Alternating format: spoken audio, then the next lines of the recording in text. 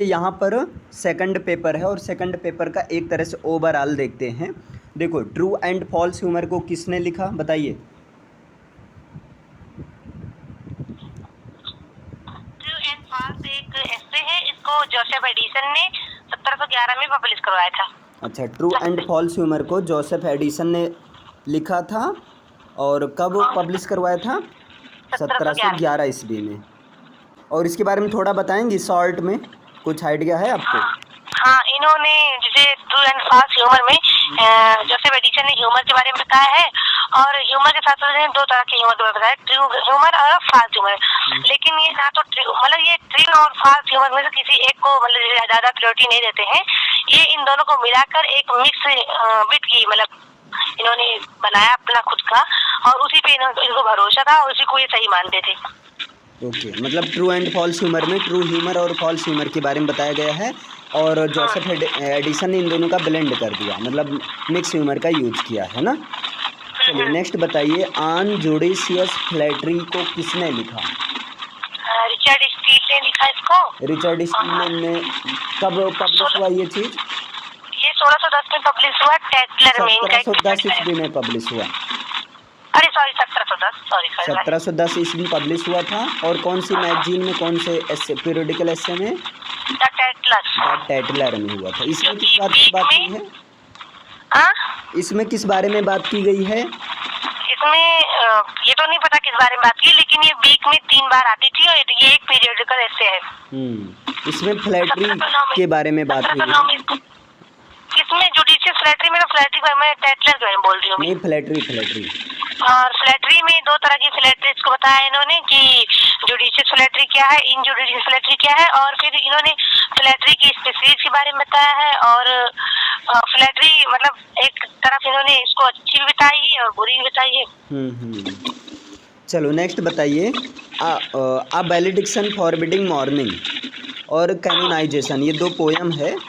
इन दोनों पोयम को किसने लिखा है? A valediction forbidding mourning and the canonisation, ये दोनों पोएम्स जॉन डन की हैं। वैलिडिक्शन फॉरबिडिंग मॉर्निंग को इन्होंने 1611 में लिखा था और 1633 में पब्लिश कराया था। इनका एक कलेक्शन था सॉन्ग एंड सॉनेट्स का, इसी में पब्लिश कराया था और ये पोस्टुमसली इसको पब्लिश किया गया था, मतलब इनकी डेथ के बाद 1632 में इनकी डेथ हो गई थी जॉन डन की। इनके डेथ के 1 साल बाद 33 में इसको पब्लिश कराया गया था। और अ वैलिडिक्शन फॉरबिडिंग मॉर्निंग ये एक मतलब इसमें 9 स्टैंजा है। हाँ, 9 स्टैंजा है 4-4 लाइन्स की, मतलब 4-4 क्वार्टर्स की 9 स्टैंजा है। कुल मिलाकर इसमें 45 लाइन्स है, नहीं 36 लाइन्स है। और इसका जो राइमिंग स्कीम है ए बी है। इतना इसमें वैलिडिक्शन में के बारे में। और कैनोनाइजेशन इसको भी 1611 में लिखा गया था और 1633 में पब्लिश करवाया गया था पोस्टुमसली इनकी मरने के बाद सॉन्ग एंड सॉनेट्स के कलेक्शन में। और क्या, और इसकी राइमिंग और हाँ, इसमें कुल मिला के 36 लाइन्स थी। 45 लाइन द कैनोनाइजेशन में, सॉरी 45 लाइन्स थी, 5 स्टैंजा था, 9 लाइन्स थी। और इसकी rhyming scheme A B A triple C A. Next, Paradise Lost book 1 किसने लिखा?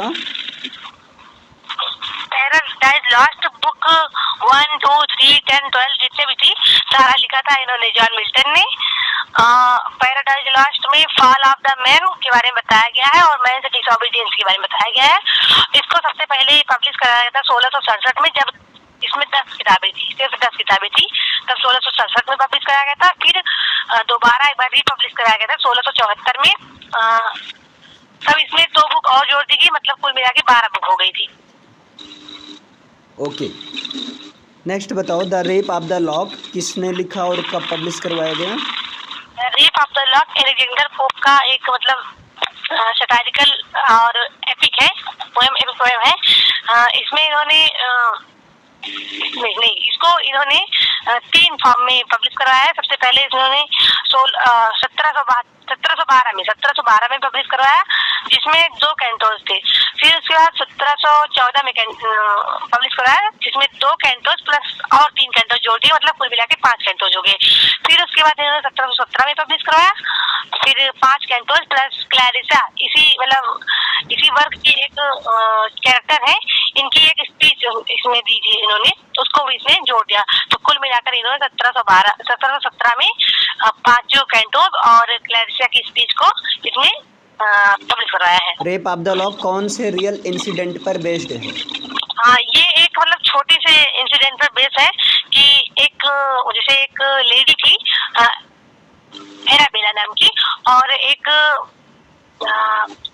मैन था, क्या नाम है उसका? लॉर्ड पीटर जैसे इनको एराबेला को पसंद कर रहे थे, इन्होंने इनको प्रपोज किया, बट एराबेला ने मना कर दिया, इनको रिफ्यूज कर दिया, इनके प्रपोजल को एक्सेप्ट नहीं किया। तो इसी से इन्हें थोड़ा खूबसूरत थी, तो इसी जलन में या गुस्से में इन्होंने लॉर्ड पीटर ने इनकी बालों की एक लट काट दी थी। इसी का व्यंग इन्होंने किया है पोप ने, इनका अपने दोस्त के कहने पर, थॉमस कैरिल के जॉन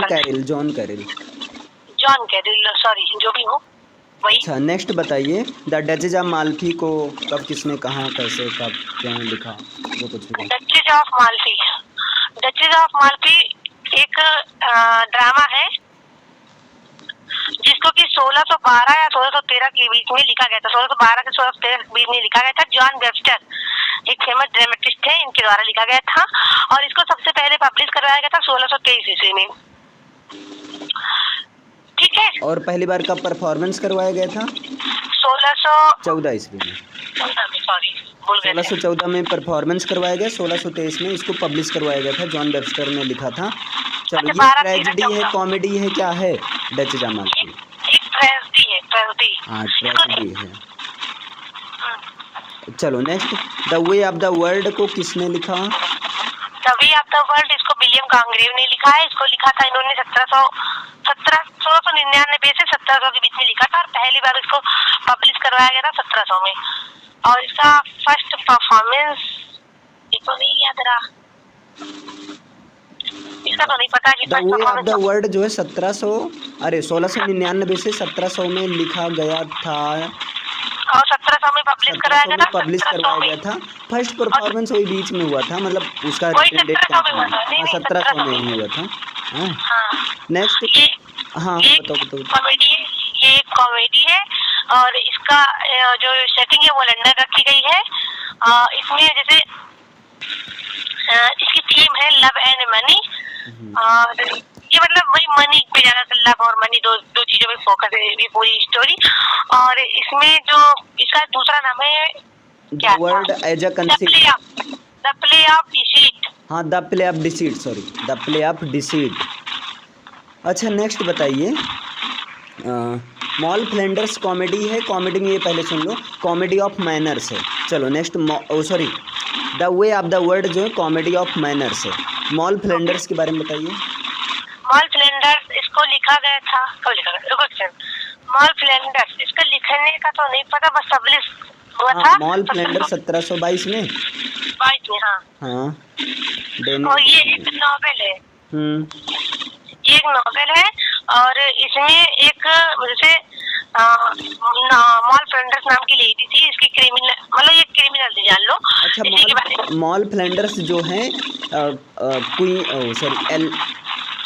एलिजाबेथ एडकिंस के लाइफ पर बेस्ड है, जो कि इंग्लैंड की क्रिमिनल थी, मतलब जैसे इंग्लैंड की क्रिमिनल एलिजाबेथ एडकिंस के लाइफ पर ये बेस्ड है मॉल फ्लैंडर्स वाली नॉवेल। और ये एक पिकारेस्ट नॉवेल है। पिकारेस्ट नॉवेल मतलब कोई ऐसा शख्स नॉवेल का एक ऐसा व्यक्ति जो किसी एक स्थान पर रुक नहीं सकता, वो बस होता रहता है। हाँ, इधर से उधर घूमता टहलता रहता है। अच्छा, नेक्स्ट बताइए, जोसेफ इसका फुल टाइटल है the Fortune and misfortune of the famous mall Flanders. The Fortune and misfortune of the famous mall Flanders. Next, Joseph Andrews 1742 में पब्लिश करवाया गया था। 1742 में पब्लिश करवाया गया, हाँ। और इसमें मेल चैस्टिटी पर फोकस किया गया है। और जोसेफ एंड्रयूज एक मतलब ये जोसेफ एंड्रयूज की एक कहानी है, इसमें ये भी पामेला पे ही बेस एकदम। बस जान लो उसकी पामेला की रिप्लाई इन्होंने किया है कि जैसे फीमेल में चेस्टी होती है तो मेल की भी चेस्टी होती है। हाँ। और पता नहीं, बस इतना ही जानते हैं। अच्छा, पामेला के बारे में बता दो फिर। पामेला को 1739 से 1740 के बीच में लिखा गया था सैमुअल रिचर्डसन के द्वारा, और इसको सबसे पहली बार पब्लिश करवाया था 1740 ईस्वी में। ये एक एपिस्टोलरी नॉवेल और साइकोलॉजिकल नॉवेल है। एपिस्टोलरी नॉवेल मतलब ये एक पत्र, मतलब इसमें पत्र के द्वारा लिखा गया है सारी कहानी। और इसकी सेटिंग है बेडफोर्डशायर एंड लिंकनशायर। और मिला जो 15 साल की थी उसी की कहानी है, उसी की फीमेल चेस्टिटी, उसी की चेस्टिटी पे ये आधारित है। और इसका दूसरा नाम है वर्चुअली रिवार्डेड। चलिए अब आप पूछ लीजिए। बताइए ट्रू एंड फॉल्स ह्यूमर ये किसके द्वारा लिखा गया है और कब लिखा गया? ट्रू एंड फॉल्स ह्यूमर को जोसेफ एडिसन ने लिखा है, और इसको लिखा था, कब लिखा था इसको?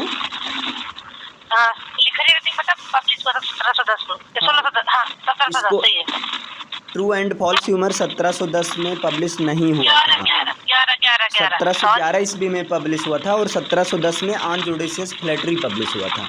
अच्छा, ट्रू एंड फॉल्स ह्यूमर में जोसेफ एडिसन ने ट्रू ह्यूमर और फॉल्स ह्यूमर के बारे में बताते हुए इन दोनों का ब्लेंडिंग रूप दिया है, यानी कि मिक्स ह्यूमर पर जोर दिया है। नेक्स्ट बताइए, हमारी मतलब रिचर्ड स्टील सिलेबस में रिचर्ड स्टील का कौन सा है?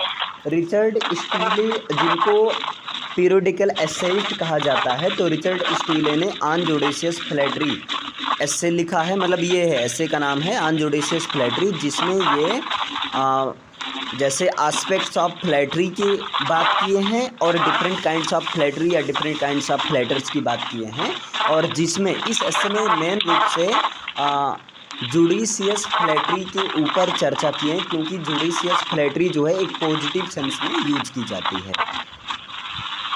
बस कब पब्लिश करवाया गया है?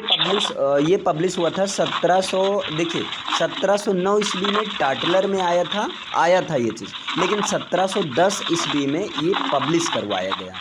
टाटलर जो है इनकी एक पीरियोडिकल एसे है और मैगजीन है, और इनका स्पेक्टेटर जो है द स्पेक्टेटर 1711 ईस्वी में आया। ओके, और ये बताइए वेलेडिक्शन फॉरवर्डिंग मॉर्निंग और द कैनोनाइजेशन, इसके बारे में सारी जानकारी जितना पता है आप बताइए। देखिए यहाँ पर वेलेडिक्शन फॉरवर्डिंग मॉर्निंग इसको लिखा है जॉन डन ने। अब जॉन डन ये मेटाफिजिकल पोएट थे, तो वेलेडिक्शन का मतलब होता है विदाई, और फॉरवर्डिंग का मतलब मना करना, और मॉर्निंग का मतलब रोना, बिलाप करना। तो मतलब इसमें क्या है, वेलेडिक्शन फॉरवर्डिंग मॉर्निंग में ये पोएट जॉन डन फ्रांस जा रहे होते हैं, अपने दोस्त रॉबर्ट ड्रूरी के साथ में फ्रांस जा रहे थे। तो इनकी पत्नी उसमें प्रेग्नेंट थी, जिनका नाम एने मोर था, प्रेग्नेंट थी, और तो उन्हीं को समझाते हुए, दिलासा देते हुए कि तुम फालतू में रो रही हो, क्योंकि हमारा प्यार फिजिकल लव नहीं बल्कि स्पिरिचुअल लव पर बेस्ड है। हम लोग जितना ज़्यादा दूर होंगे उतना ही ज़्यादा प्यार कम नहीं होगा, बल्कि प्यार बढ़ेगा। और इसमें ये अपने प्यार को एक कंपास के 2 टांगों से कंपैरिजन करते हुए बताए हैं, है ना। और इसको जो है 1611 ईस्वी में लिखा गया, लेकिन 1633 ईस्वी में पब्लिश करवाया गया पोस्टमसली। जैसे कि 1631 ईस्वी में जॉन डन की डेथ हो गई थी, तो 1633 में 2 साल में इसको पब्लिश करवाया गया। अब इसमें क्या होता है, ये जो है वेलेडिक्शन फॉरवर्डिंग मॉर्निंग, ये 36 लाइन की पोएम है, 36 लाइन की पोएम है, जिसमें जो है 9 स्टेंजा है, और एक स्टेंजा जो 4 लाइन का ग्रुप है, यानी कि क्वाड्रेन है। तो 9 स्टेंजा है, और एक स्टेंजा में 4 लाइन है, और इनकी राइमिंग स्कीम है ए बी। और बात करें द कैनोनाइजेशन, तो द कैनोनाइजेशन ये भी एक मेटाफिजिकल पोएम है, और जिसको इसी ने मतलब मेटाफिजिकल पोएट जॉन डन ने लिखा है। द कैनोनाइजेशन में इन्होंने द कैनोनाइजेशन एक तरह से मोनोलॉग पोयम है, मोनोलॉग है। मोनोलॉग का मतलब यही बोलते हैं अपने फ्रेंड को, ये समझाते हुए, अपने फ्रेंड से कहते हुए कि जो है मुझे प्यार करने दो, मुझे रोको मत, बर्बाद हम होंगे तो हम होंगे, तुमसे कोई मतलब नहीं, अगर तुम्हारे पास कोई काम नहीं तो जाकर कोई कोर्स करो, लेकिन फालतू यहाँ दखलंदाजी मत करो।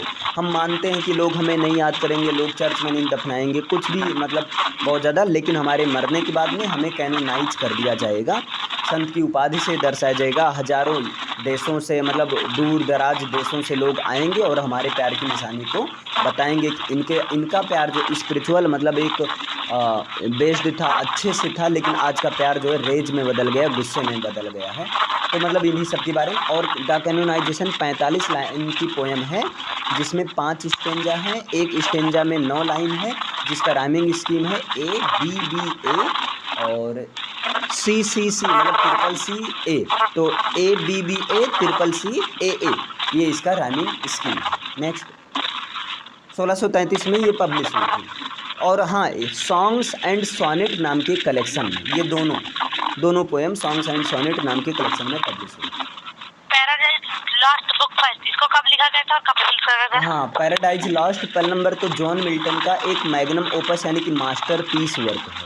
और पैराडाइज लॉस्ट बात करें कब पब्लिश हुआ तो 1667 ईस्वी में, 1667 ईस्वी में ये पब्लिश हुआ विद ओनली 10 बुक, केवल 10 किताब के साथ में। And it again published in 1674 और ये 1674 ईस्वी में दोबारा पब्लिश हुआ विद 12 बुक यानी कि 12 किताब के साथ में।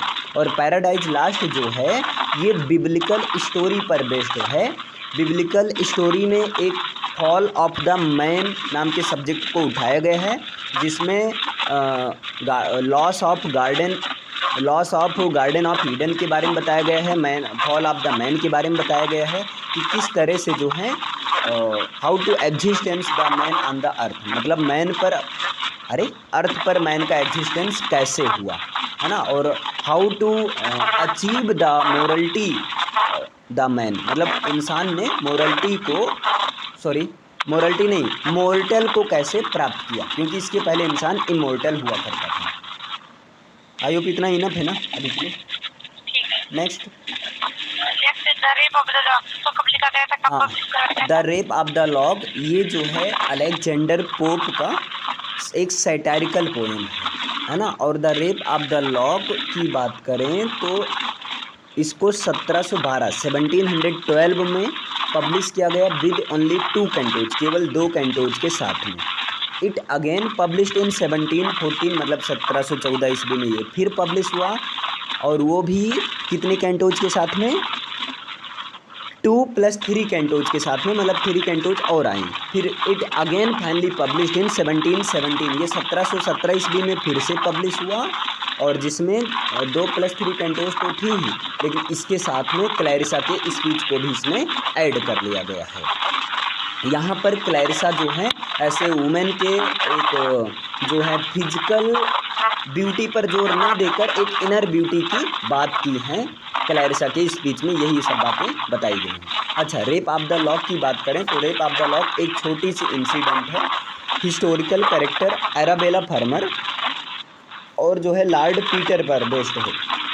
हुआ क्या था कि लॉर्ड पीटर एराबेला फार्मर को पसंद करते थे, उससे प्यार करते थे, लेकिन एराबेला फार्मर इसको पसंद नहीं करती थी, इसको रिजेक्ट कर दी थी। इसलिए लॉर्ड पीटर ने ये प्लान कर लिया था कि इसको इंसल्ट करेंगे और जो है इसके मतलब बालों की लॉक में से एक लॉक को काट लेंगे, मतलब एक जुल्फी को उसको काट लिया जाएगा। तो ये काट लेते हैं और इससे क्या होता है, काफ़ी ज़्यादा बवाल हो जाता है। मतलब छोटी सी घटना है, क्योंकि रेप ऑफ द लॉक का मतलब अगर वैसे देखा जाए एक मजाक के भी सेंस में, रेप ऑफ द लॉक मतलब बालों की लॉक में से एक लॉक का रेप हो जाना। रेप का मतलब क्या होता है, एक तरह से ज़बरदस्ती छीन लेना, चुरा लेना, लेकर भाग जाना।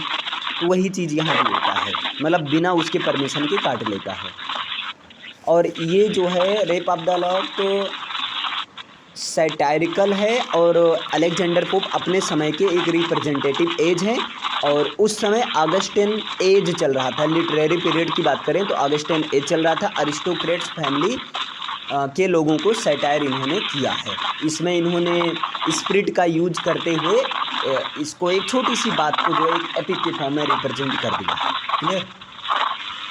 नेक्स्ट, ऑफ मालपीस को किसने लिखा? हाँ, द डचेज ऑफ मालपीस का जेनरा की बात करें तो ये ट्रेजेडी है और इसको लिखा था किसने लिखा था? जॉन वेबस्टर ने। हाँ, इसको लिखा था जॉन वेबस्टर ने और डचेज ऑफ मालफी 1614 ईस्वी में पहली बार परफॉर्म किया गया, लेकिन 1623 ईस्वी में पब्लिश किया गया। अब डचेज ऑफ मालफी में मालफी जो कि इटली में है, मालफी जो कि इटली में है, वहाँ के डचेज की कहानी है। क्या होता है? डचेज विडो होती है और वो उसके भाई मना करते हैं कि शादी मत करो, लेकिन छुप कर मतलब अपने स्टेवर्ड एंटोनियो से शादी करती है और उसके बाद ये पूरी की पूरी ट्रेजेडी हो जाती है जब उनके भाइयों को पता चलता है। बोसोला इसका एंटागोनिस्ट है और डचेज जो है प्रोटैगोनिस्ट है। और डचेज ऑफ मालफी की बात करें तो डचेज ऑफ मालफी क्या है? डचेज ऑफ मालफी की जो सेटिंग थी ये है, जैसे एक तो मिलान हो गया, इटली हो गया, फ्रांस है, इतना। नेक्स्ट, किसने लिखा है? The way of the world. देखो, the way of the world को लिखा है विलियम कॉन्ग्रीव ने लिखा है। और the way of the world कब पब्लिश हुआ?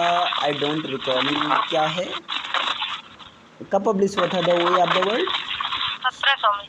हाँ, सॉरी याद आ गया। The way of the world 1699 से 1700 में लिखा गया। यहीं पर इसको फर्स्ट परफॉर्म भी किया गया और 1700 ईस्वी में इसको पहली बार पब्लिश करा दिया गया। The way of the world को प्ले ऑफ डिसीट भी कहा जाता है, धोखाधड़ी का प्ले। इसमें इसका जो मेन थीम है लव और मनी है। और the way of the world की बात करें तो इसमें संसार, देखो नाम से क्लियर है, वे मतलब तरीका, ऑफ द वर्ल्ड संसार का तरीका क्या होता है, तो मतलब पूरा एकदम मॉडर्न लाइफ को एक तरह से यहाँ दिखाया गया है। इस प्ले से पूरा एकदम मॉडर्न लाइफ का आदमी रिलेट कर सकता है ना। और क्या बताएं, बस आइए इतना है ना। हाँ, एक चीज़ और, the way of the world, हाँ the way of the world comedy है, कॉमेडी में कॉमेडी ऑफ मैनर्स है। ओके, अब ये बताओ डेनियल डिफोर का मॉल फ्लैंडर्स। हाँ, डेनियल डिफो ने मॉल फ्लैंडर्स लिखा। अब मॉल फ्लैंडर्स क्या है? मॉल फ्लैंडर्स एक रियल इंसिडेंट इंग्लैंड की क्रिमिनल एलिजाबेथ एडकिंस के लाइफ पर बेस्ड है ना। और जहाँ पर वो खुद डेनियल डिफो को न्यूगेट प्रिजन में अपनी कहानी सुनाती है और जो है डेनियल डिफो इसको एक एपिक के सॉरी नॉवेल के फॉर्म में लिख देते हैं। और मॉल फ्लैंडर्स कब पब्लिश हुआ? 1822 में? ना मॉल फ्लैंडर्स कब पब्लिश हुआ? मॉल फ्लैंडर्स 1722 में। अरे सॉरी, भूल जाते हैं। मॉल फ्लैंडर्स 1722 ईस्वी में पब्लिश हुआ था। और मॉल फ्लैंडर्स सिंपल से, मॉल फ्लैंडर्स मॉल की कहानी है ना, मतलब बचपन से लेकर पूरा उसके एकदम 70 साल तक की कहानी है ना, जिसमें बताया जाता है कि ये कई सारी शादियां की, कई सारे फ्रॉड काम की, चोरी चकारी, मतलब व्हाटएवर जो भी था सारी चीज़ें इन्होंने किया। चलो नेक्स्ट। ठीक है, अब बताओ जोसेफ एडिसन, जोसेफ एंड्रयूज के बारे में कुछ बताइए। हाँ देखो, जोसेफ एंड्रयूज को लिखा था हेनरी फील्डिंग ने। और इसकी थोड़ी सी बैकग्राउंड हिस्ट्री ये है कि रिचर्डसन ने पामेला को लिखा था पामेला को लिखा, जिसमें उन्होंने मेल चेस्टिटी को पामेला नाम की लड़की के थ्रू दिखाया है ना। और 1740 ईस्वी में पब्लिश हुआ। पामेला लिखा था 1739 से 40 में।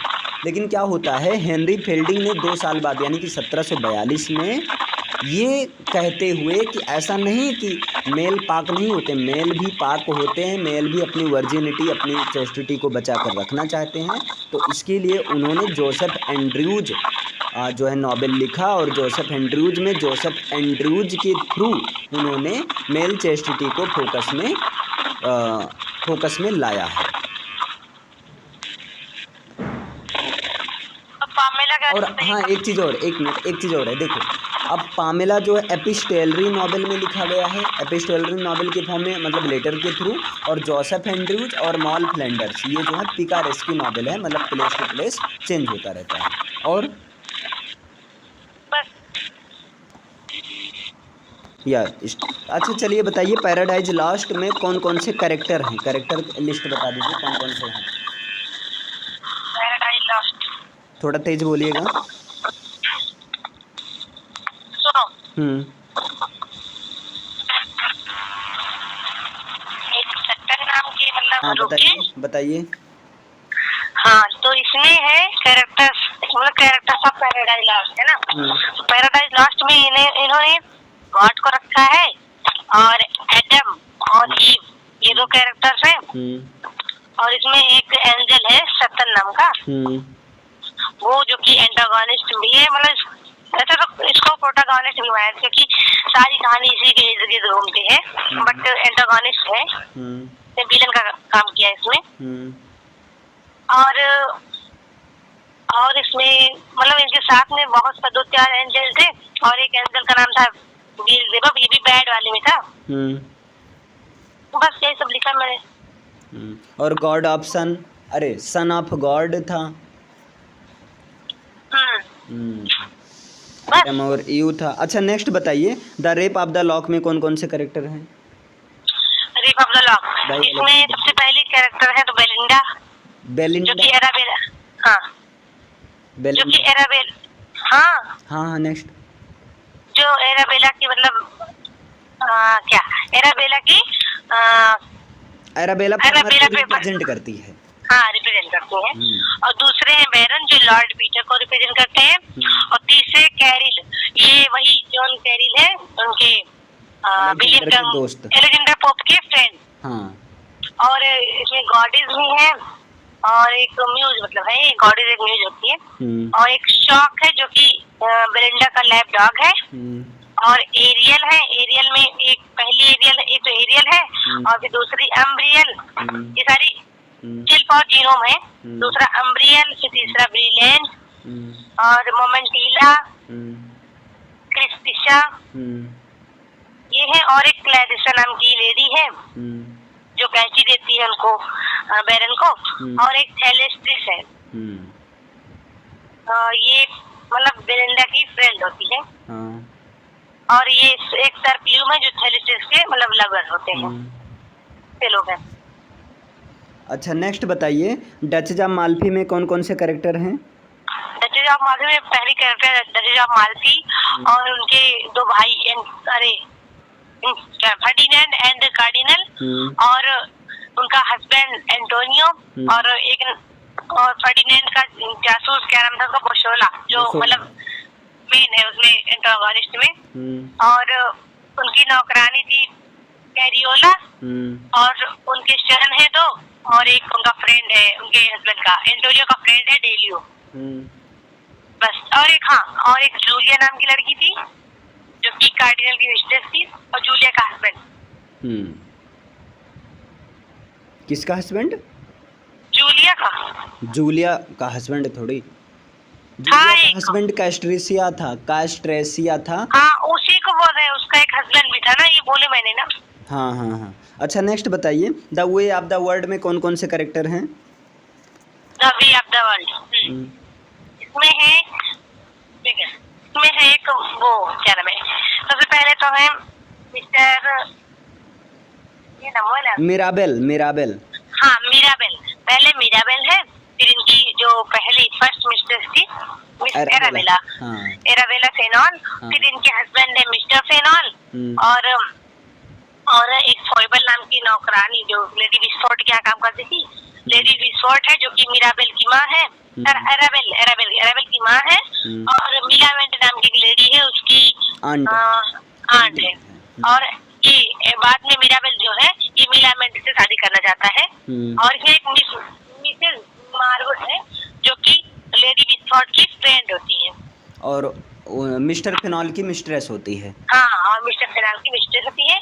और एक बेटमेल है जो कि हार्ड वर्किंग सर्वेंट है, जो बाद में फॉइबल से शादी करता है। सर्वेंट होता है। हाँ, हार्ड वर्किंग सर्वेंट है मिराबेल का जो भी है। और ये फिर फॉइबल से शादी करता है, मतलब लेडी बिस्फोर्ड के सर्वेंट से। हम्म। और इसमें एक सेट क्या सर बिटवुड मतलब आते हैं, जो कि प्लस लेडी बिस्फर्ट से शादी करना चाहते हैं सर बिटवुड, और सर बिलफुल जो हैं मिलामेंट से शादी करना चाहते हैं। ये दोनों आते हैं इनके यहाँ रिश्ता देखने, मतलब लेडी बिस्फर्ट के यहाँ आते हैं। और एक है पेटुलेंट, सर रॉलैंड और एक बेटी है बस। पेट्यूलेंट, सर रॉलैंड और बेटी। अच्छा नेक्स्ट बताइए, मॉल फ्लैंडर्स में कौन कौन से कैरेक्टर हैं? मॉल फ्लैंडर्स में इसमें तो ढेर सारे यार, मेरे को याद भी नहीं है इसके नाम। अरे तो बताइए। मॉल फ्लैंडर्स में पहली कैरेक्टर तो खुद मॉल फ्लैंडर्स होगी, और इनकी एक मॉल फ्लैंडर्स की मदर थी,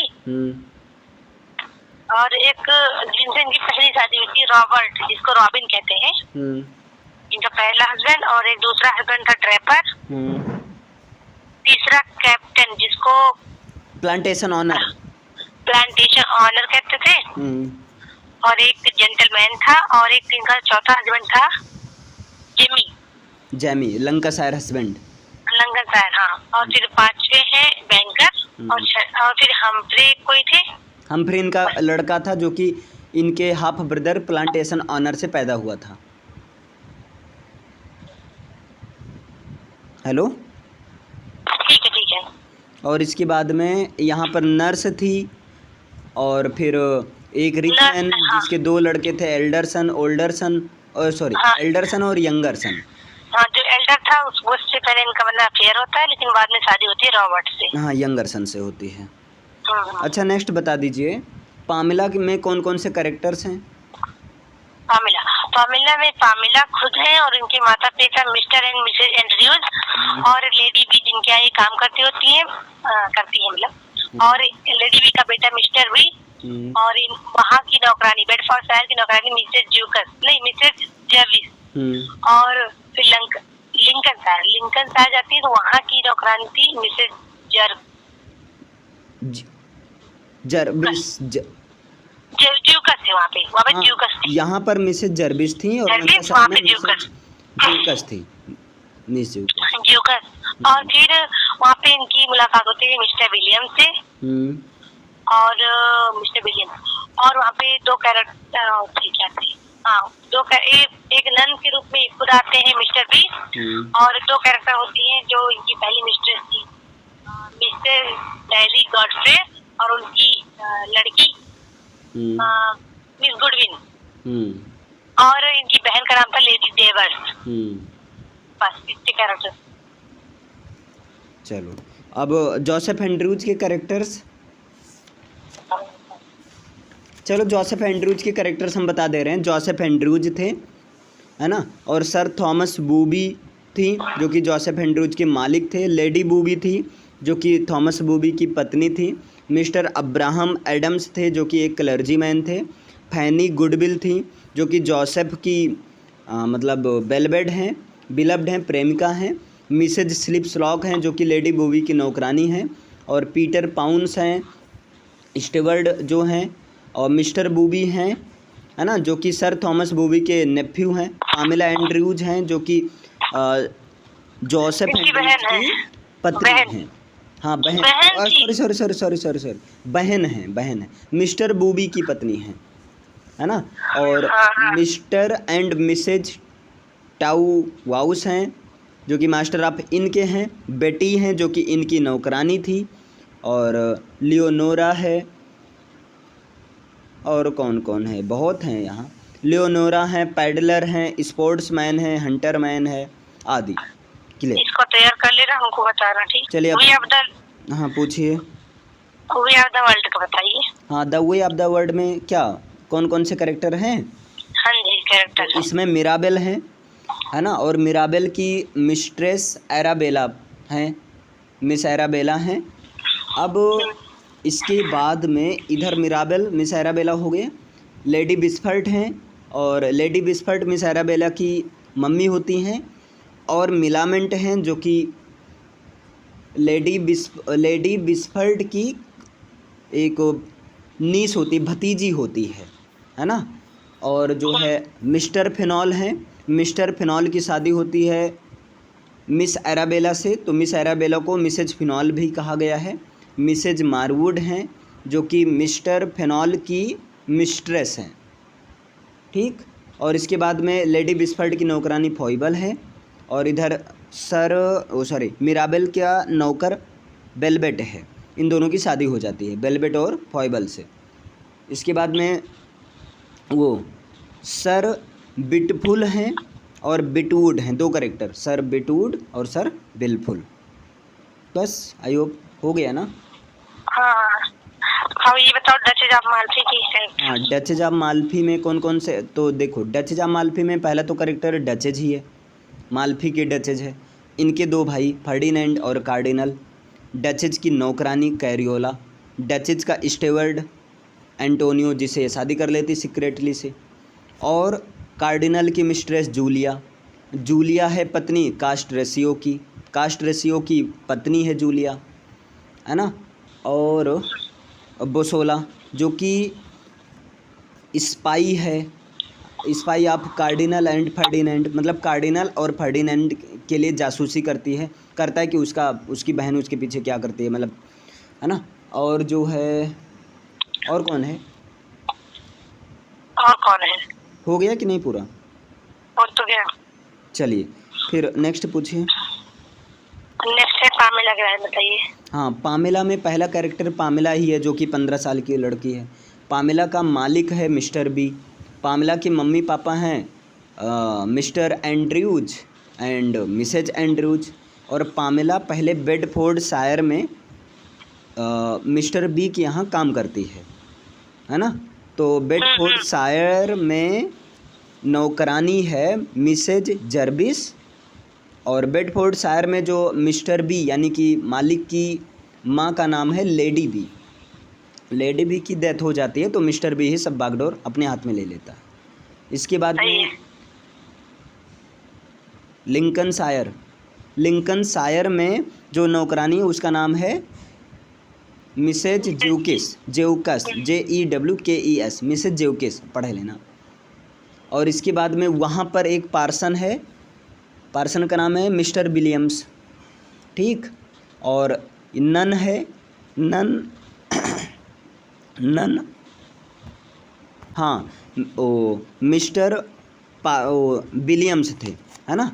मिस्टर विलियम्स और नन थे, तो नन के रूप में ये बने थे कौन, मिस्टर बी, मतलब ये उसको सेड्यूस करने गए थे।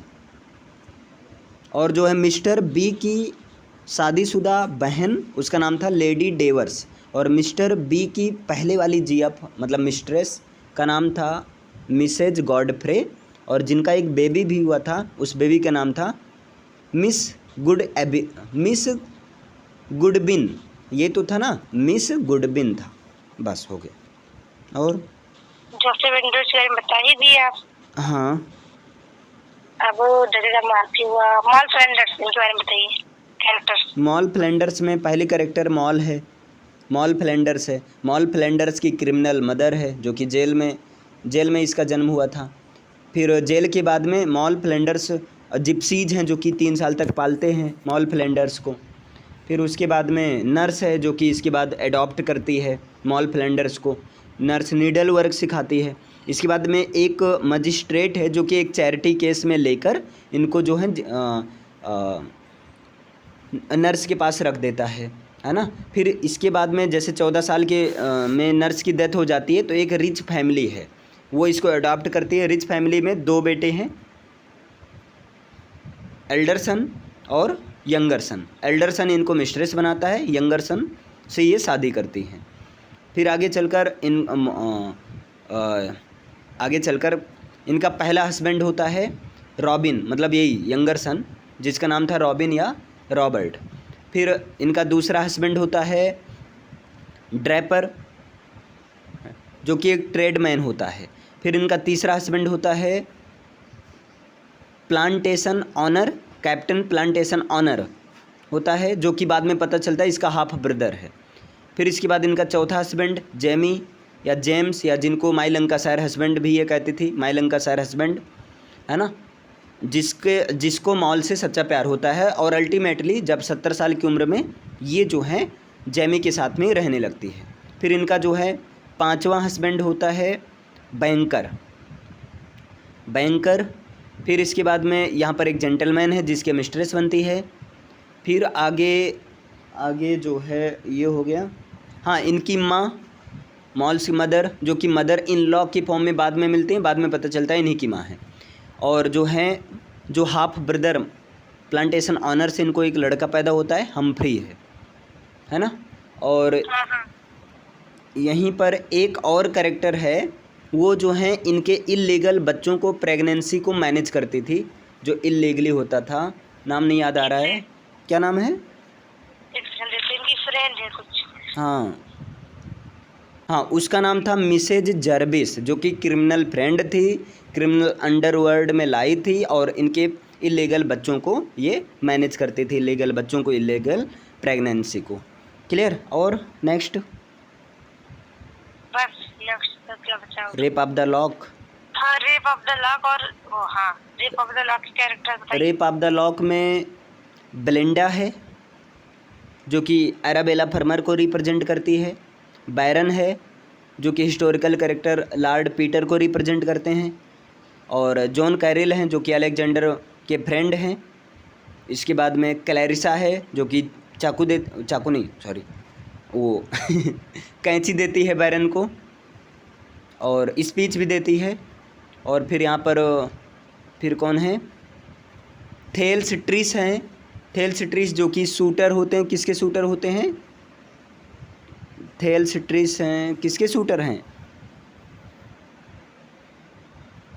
देखिए यहाँ पर थेल्स ट्रिस जो है महिला थी, है ना, जो कि बेलिंडा के साथ में मतलब दुख जताती है। और थेल्स ट्रिस का शूटर था सर प्लूम था, है ना, सर प्लूम था। और एरियल थे, सॉप जो कि बेलिंडा का लैप डॉग था, बेटी थी जो कि बेलिंडा की नौकरानी थी। और उसमें कुछ माइनर शिल्प हैं। अच्छा, हेड शिल्प में बात करें तो एरियल है। माइनर शिल्प में मोमेंटिला, जो कि बेलिंडा की वॉच की केयर करती हैं। क्रिस्पिसा बेलिंडा के हेयर की केयर करती हैं। जेफिरेट्टा बेलिंडा को फैन करती हैं। ब्रिलांटे ये जो है बेलिंडा को की ईयररिंग्स को केयर करते हैं। अम्ब्रियल, ये अम्ब्रियल जो है एक नॉटी कैरेक्टर है, जो कि मतलब साइनेस और रोने को लाता है। और एक और बचा है, इसे बता दे रहे हैं फटाफट। पैराडाइज लास्ट में कौन कौन से कैरेक्टर हैं? तो पैराडाइज लास्ट में एक तो है भैया गॉड ही है, दूसरा सन ऑफ गॉड है, और तीसरा गॉड ने जो बनाया एडम और ईव को हैं। एडम और ईव हैं, और इन्होंने जो गार्डन बनाया उसका नाम है गार्डन ऑफ ईडन है। जिस फ्रूट को मना किया गया था उसका नाम है fruit of forbidden tree. Satan है, जो कि fallen character, fallen from the heaven है, मतलब हेवन से निकाला गया है। और इसके बाद में बेल्जेबब हैं, और अनदर डेविल्स ऑफ सटन, मतलब सटन के दूसरे बाकी जो उनके साथ खिलाफ विद्रोह हुए थे। और इसमें जो हैं सांप है, सरपेंट, जो कि सटन ही बना था। और क्या है? और कुछ बाकी है? बेल्जेबब। हाँ, बेल्जेबब तो बता दिए। पैंडामोनियम है, जो जिसमें ये लोग मतलब पॉलिटिक करते हैं, सटन लोग। ये स्थान है। हाँ, वही प्लेस का नेम है। और आई होप कंप्लीट हो गया ना, या और कुछ बचा है? कंप्लीट हो गया। चलो ठीक।